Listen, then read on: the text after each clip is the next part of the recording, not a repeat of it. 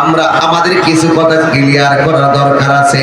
এই এলাকার ভিতরে অনেক কিসিমের মানুষ আছে, কেউ ডানে কথা কয়, কেউ বামে কথা কয়। আমি সবার জন্য কথাটা বলে দিয়ে যাই, সুন্নিরা মাজারে গিয়ে পূজা করে না, সুন্নিরা মাজারে গিয়ে সেজদা করে না। সুন্নিরা ভালো করে জানে সেজদা পাওয়ার মালিক হলো একজন। জবানটা খুলে বলুন তিনি কে? সুন্নিরা মাজারে গিয়ে পূজা করে না। আজকে আমাদের মতো যারা ওয়াজের মাঠে বসে এমন ভাবে বক্তব্য দিয়ে আমাদেরকে মাজার পূজারি বলে, আমাদেরকে বেদাতি বলে, মূলত তারা মিথ্যা বলে কথা বলেন ঠিক কিনা? মূলত তারা বানিয়ে কথা বলে।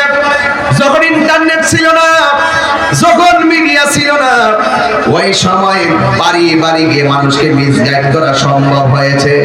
এখন তথ্য প্রযুক্তির যুগ, আপনি যেখান থেকে কথা বলেন সেখান থেকে জবাব দেওয়ার ক্যাপাসিটি আমাদের আছে না নাই? এই জন্য সুন্নিরা মাজার জিয়ারত করে, সুন্নিরা মাজারে গিয়ে সাজদা করে না, সুন্নিরা মাজারে গিয়ে পূজা করে না। সুন্নিরা ভালো করে জানে আল্লাহ ছাড়া কারো কাছে মাথা নত করা যাবে না। সাজদা পাওয়ার মালিক হলো একজন। জবানটা আকাশ বাতাস মুখরিত করে বলেন, ওই সাজদা পাওয়ার মালিকটা কে?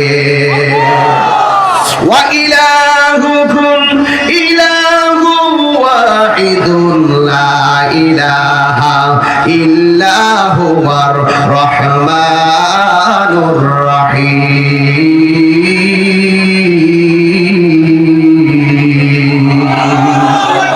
আল্লাহ হলো একজন, তিনি ছাড়া কোনো ইলাহ নাই।